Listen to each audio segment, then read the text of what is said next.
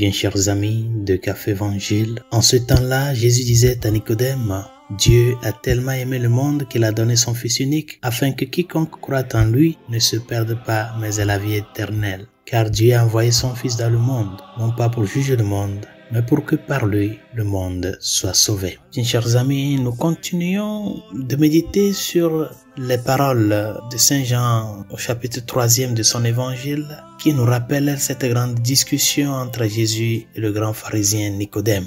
Les paroles du Seigneur dans l'évangile de ce jour viennent nous rappeler en premier lieu la conscience que Jésus a sur sa personne de qu'il est l'envoyé du Père. Il est envoyé envers qui et pourquoi?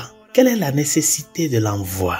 Pourquoi le Père envoie le Fils au monde? C'est pour notre salut. L'humanité qui gémissait sous le poids du fardeau, sous le poids du péché, sous le poids de la mort, c'est cette humanité que Dieu le Père, dans le tréfonds de son amour, voyant notre souffrance, nous a envoyé son Fils. Par conséquent, Jésus-Christ, comme l'envoyé du Père, vient à nous, les hommes. Et c'est très important cela. C'est à nous que vient le Dieu fait homme. Il n'est pas venu pour faire un tour sur la terre. J'ai écouté le cri de mon peuple et je suis descendu pour le sauver. La question c'est que ce peuple-là a vraiment conscience de que Dieu a pris sur lui nos gémissements, que Dieu a pris notre place, que Dieu s'est préoccupé jusqu'au tréfonds de sa personne, de son essence, en venant nous sauver, nous les hommes. Est-ce que nous sommes conscients du grand don que Dieu le Père nous a fait, dans le sens que pour sauver l'esclave, il a sacrifié le Fils? Est-ce que nous sommes conscients de cela? Parce que des fois, il y a cette impression,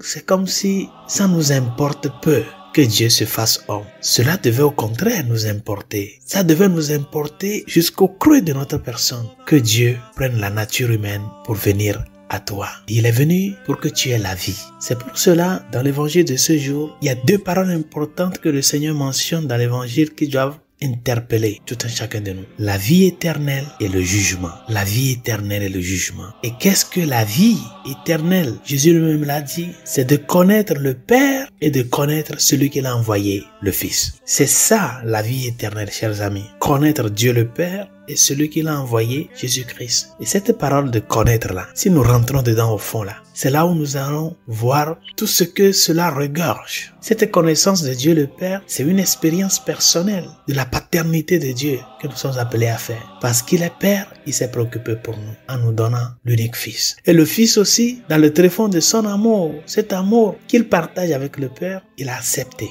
nous rendre justice. Ne pensons pas, chers amis, que cette vie que nous sommes en train de mener sur cette terre va se terminer sans rien. Il y a le jugement.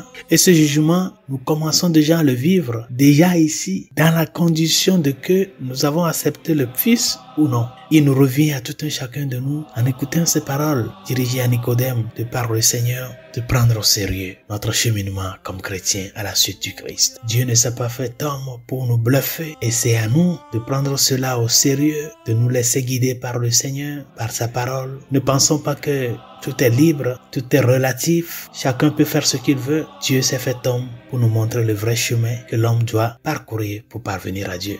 Demandons-lui de nous aider à ce que cette soif de la vie éternelle soit toujours ouverte en nous et que lui-même vienne étancher cette soif constamment. Parce qu'il y a plein de gens aujourd'hui qui ont perdu le sens de la vie, qui passent leur vie avec un vide existentiel. Et ce vide-là, c'est seulement la conscience de que c'est le Christ, le Dieu fait homme, qui est venu à nous. C'est lui seul qui peut remplir ce vide-là et donner sens à ta vie, restaurer le vrai sens à ta vie, cette vie qui n'est autre qu'un appel à nous tourner vers celui qui est le donneur de la vie et à faire de notre parcours terrestre une préparation pour cette rencontre effective et affective avec lui. Que lui-même soit notre force et que le pape Saint Pie V, dont nous célébrons la mémoire en ce jour, intercède pour nous. Bonne journée, Dieu vous bénisse.